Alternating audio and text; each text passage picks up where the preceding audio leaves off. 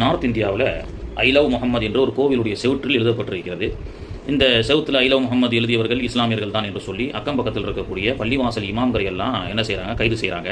பிறகு ஆய்வு செய்து சிசிடிவி கேமரா ஃபுட்டேஜ் எடுத்து பார்த்ததில் இந்த கோவில் செவுத்தில் எழுதிய ஐ லவ் முகமதுக்கும் இஸ்லாமியர்களுக்கும் எந்த சம்பந்தமும் இல்லை. இந்த கைது செய்யப்பட்ட இமாம்கள் எல்லாம் நிரபராதிகள் தான், அவங்களுக்கும் இந்த சம்பவத்துக்கும் எந்த சம்பந்தமும் இல்லை. அப்படி என்றால் கோவில் செவுத்தில் ஐ லவ் முகமது என்று எழுதியவர்கள் யார்? அனைவரும் சங்கிகள் என்பது தெரிய வந்திருக்கிறது.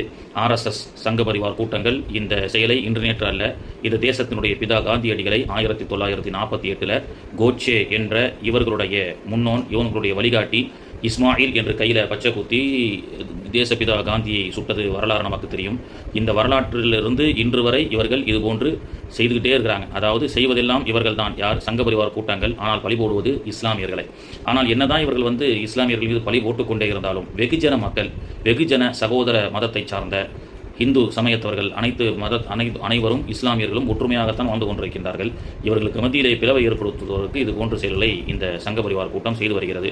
இதில் வேடிக்கை என்னன்னு பாருங்கள். அன்றே நம்ம ஒரு வீடியோ போட்டோம்.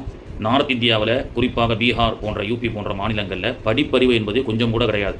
எல்லாம் இந்த கான்பராக போட்டு தட்டி சாப்பிட்டுக்கிட்டு அதை மென்று துப்பிக்கிட்டு இருக்கிறது தான் அவங்களுடைய வாழ்க்கை ஸ்டைலாக இருக்கிறது. காரணம், இவர்கள் எல்லாம் படிக்கக்கூடாது, இவன் இப்படி தான் பான்பராக கொடுத்து துப்பிக்கிட்டே இருக்கணும் அப்படி என்பது தான் இன்றைய அரசியல்வாதிகளுடைய சூழ்ச்சி. அந்த சூழ்ச்சிக்கு இரையாக்கப்பட்டு கொண்டிருக்கின்றோம் என்றே தெரியாமல் இவர்கள் இன்னும் படிப்பறிவு இல்லாமல் இருக்கிறார்கள்.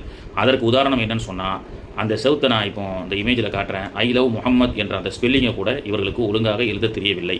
ஏண்டா இங்கிலீஷ் 4 வாரத்தை படிச்சிருந்தா, ஒரு ஸ்கூல் பக்கம் மலைக்கு ஒதுங்கியிருந்தா இந்த மாதிரி ஒரு வேலையை நீ செய்வியா?